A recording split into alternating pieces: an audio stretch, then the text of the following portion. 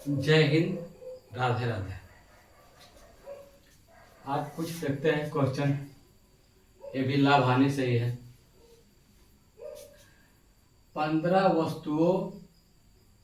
वस्तु की लागत मूल्य 10 वस्तु के विक्रय मूल्य के बराबर है, तो लाभ या हानि प्रतिशत ज्ञात करें।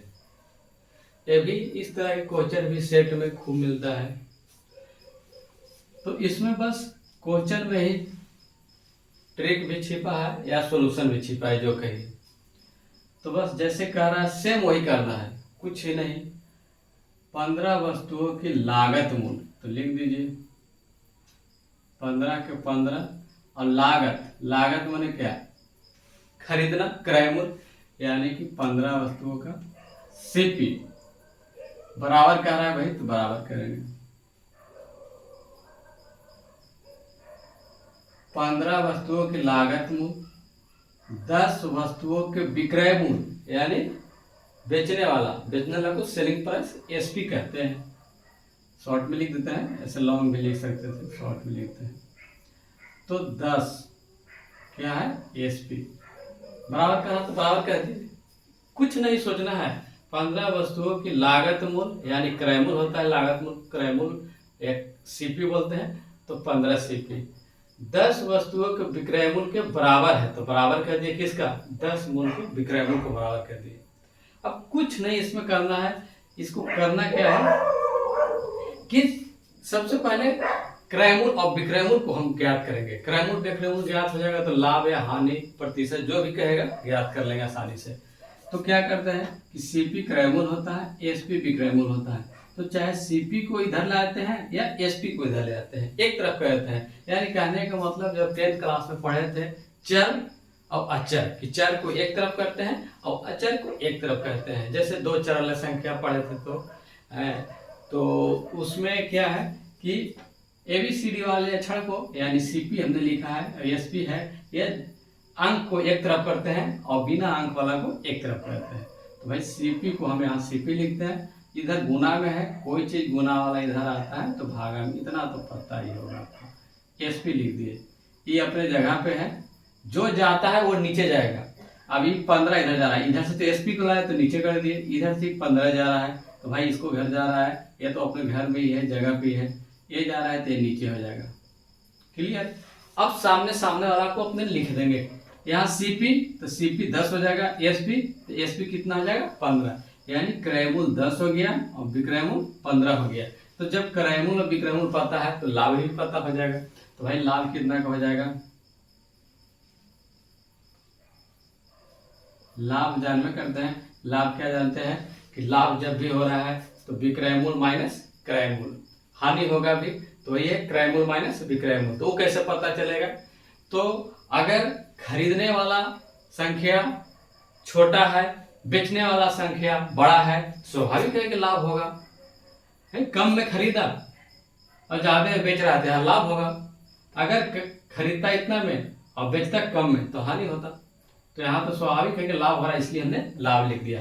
कितना का लाभ हो रहा है भाई देख लीजिए, कितना का लाभ हो रहा है, 10 रुपये हम खरीदे थे 15 में बेच दिए, तो लाभ हो रहा है 5 रुपये का लाभ। लेकिन यहाँ पूछ रहा है कि हानि या लाभ प्रतिशत ज्ञात करना है, तो भाई तो कंफर्म हो गया कि लाभ होगा। अब लाभ प्रतिशत ज्ञात करना है, तो लाभ प्रतिशत बराबर होता है लाभ गुने 100, यानी कि जितना आया लाभ गुने प्रतिशत, आने कैसे भी जानते हैं 100 लगाते हैं, तो लाभ गुने 100 और बटा क्रय मूल्य। तो क्रय मूल्य कहाँ है, ये देख लीजिए सीपी 10। अब काटा कुटी कर दीजिए, 50 रुपये लाभ, 50% लाभ प्रतिशत हो गया 50%। सेम इसी तरह से क्वेश्चन है, यहाँ एक ही टर्म में दिया था, यहाँ 2 टर्म में, इसको भी देखते हैं। इसमें क्या है, दोनों में थोड़ा डिफरेंस है लेकिन समझिएगा, इसीलिए एक साथ लिखे हैं। 33 मीटर कपड़े बेचकर रामू को 11 मीटर लागत मूल कपड़े का लाभ होता है। लाभ प्राप्त होता है या लाभ होता है, एक ही है, इसको इसलिए लाभ होता है। तो यहाँ तो श्योर लिख दिया है कि लाभ होता है, तो श्योर है कि लाभ ही निकालना होगा। तो लाभ होता है तो लाभ प्रतिशत, ये तो ऐसे लिख दिया है, कोई मतलब नहीं इसका बनता है। तो लाभ प्रतिशत ज्ञात करें, जब लाभ हो रहा है तो लाभ प्रतिशत ही ज्ञात होगा। लेकिन यहाँ क्या है कि यहाँ बराबर लिखा था, यहाँ है कि 33 मीटर कपड़े बेचकर रामू को 11 मीटर लागत मूल कपड़े का लाभ होता है। यहाँ जितना बेचा और जितना जो खरीदा था 11 मीटर ना, उसके बराबर लाभ हुआ। तो क्या करेंगे इसमें, कुछ नहीं, बस छोटा सा सेंस लगाना है कि 33 लाभ हो रहा है तो श्योर है कि लाभ जब होता है तो विक्रय मूल्य में से क्रय मूल्य घटाते हैं। इतना तो पता है कि लाभ जब भी होगा तो जितना में बेचे उसमें से क्रय मूल्य घटाएंगे, यानी लिख देते हैं एक बार याद करने के व्यू से। लाभ बराबर होता है एसपी माइनस सीपी। एसपी क्या होता है तो विक्रय मूल्य, विक्रय मूल्य एसपी, और ये हो जाता है क्रय मूल्य।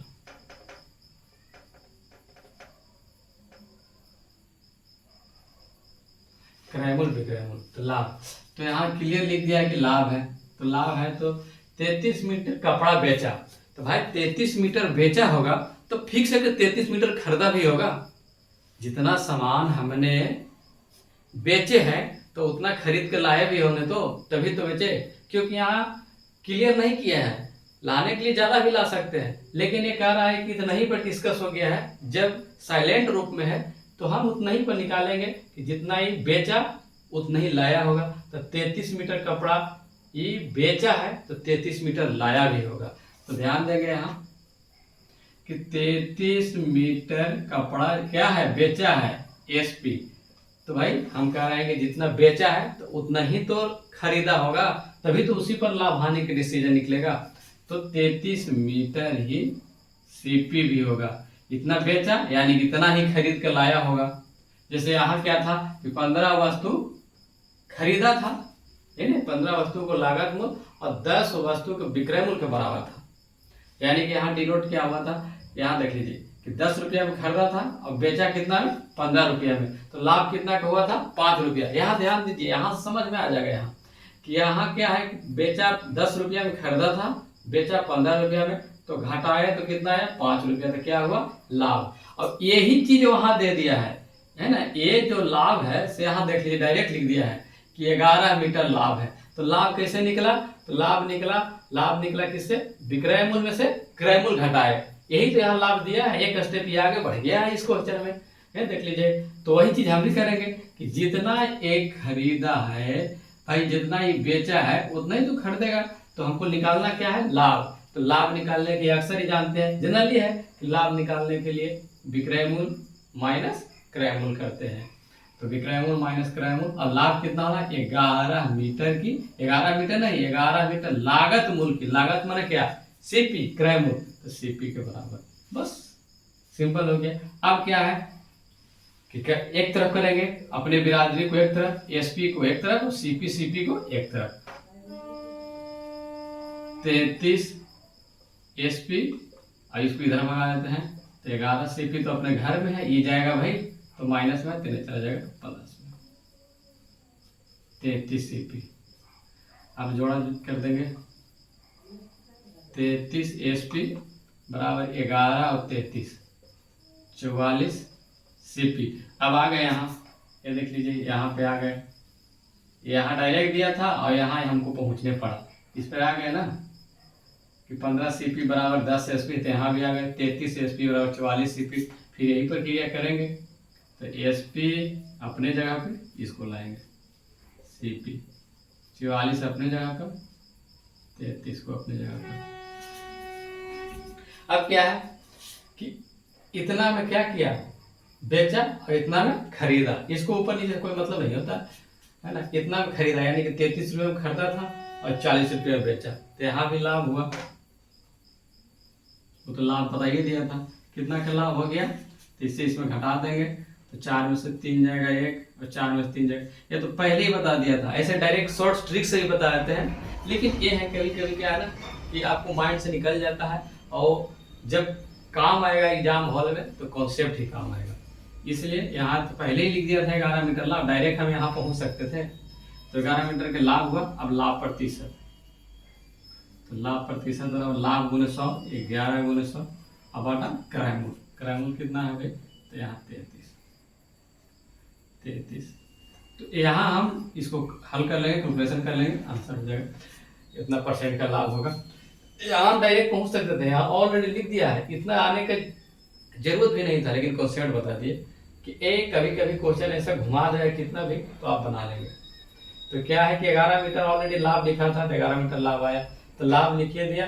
और लाभ परसेंट निकालने के लिए क्रयमूल जरूरी होता है, तो हमने बताया कि भाई जितना वो बेचा उतना ही खरीदा होगा, तो यहाँ से क्रयमूल भी निकल गया, इसमें कोई शक नहीं।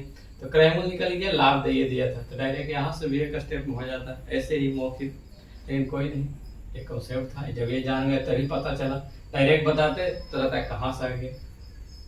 एक बार 2 बार वीडियो देख लेंगे, क्लियर हो जाएगा।